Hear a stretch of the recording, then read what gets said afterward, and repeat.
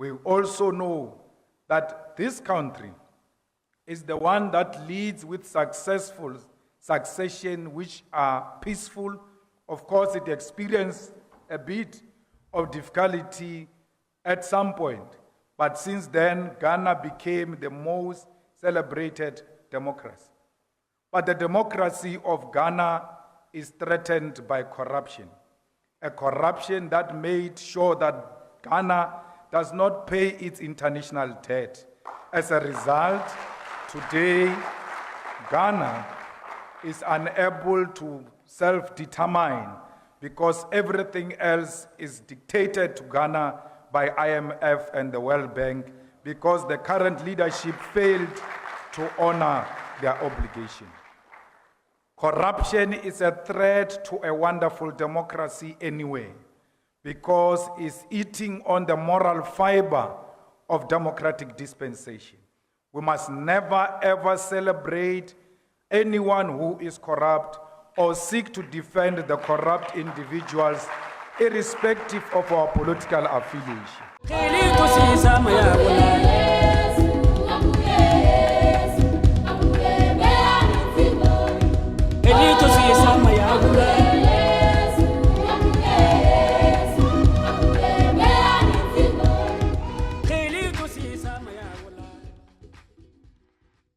The whole continent started learning from Ghana that it is possible.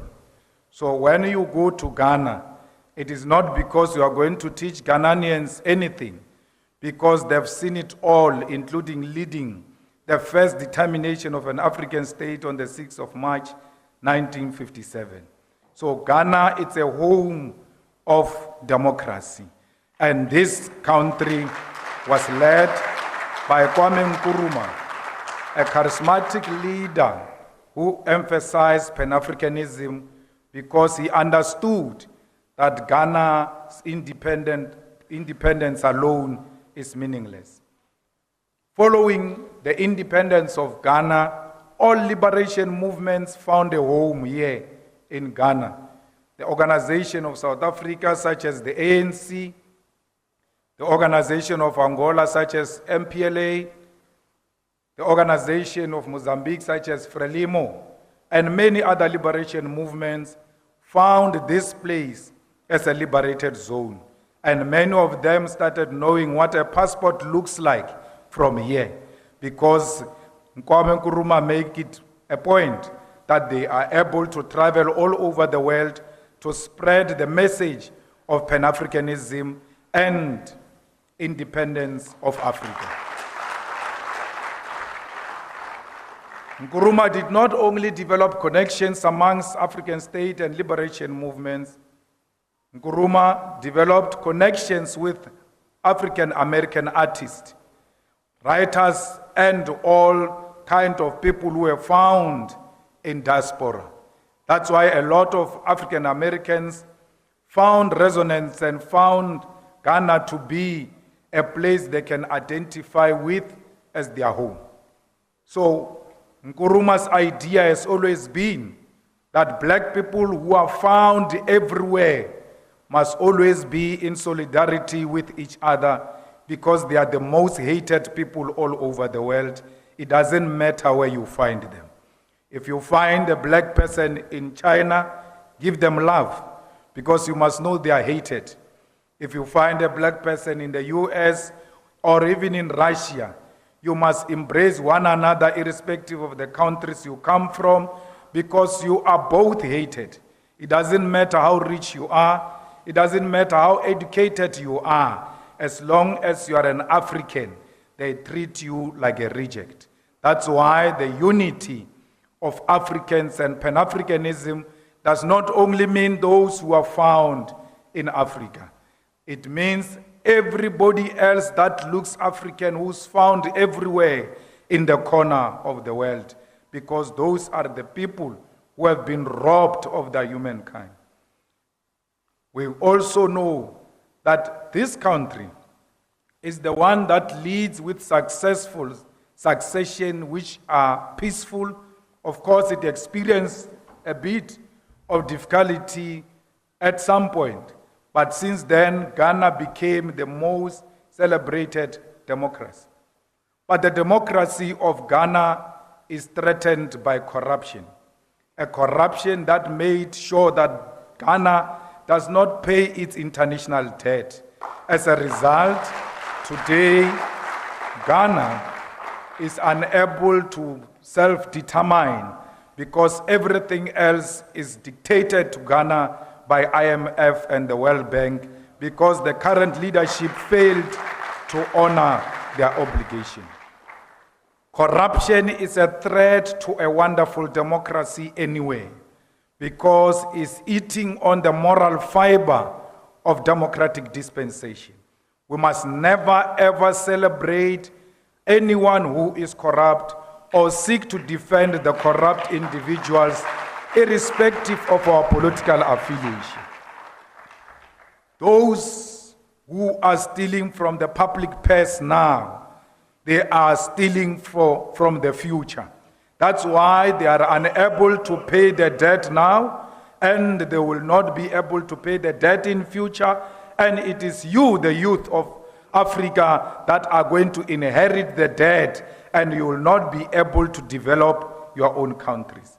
There is a tendency in the African continent of the youth defending the old corrupt because they give them the little money now and they forget the future.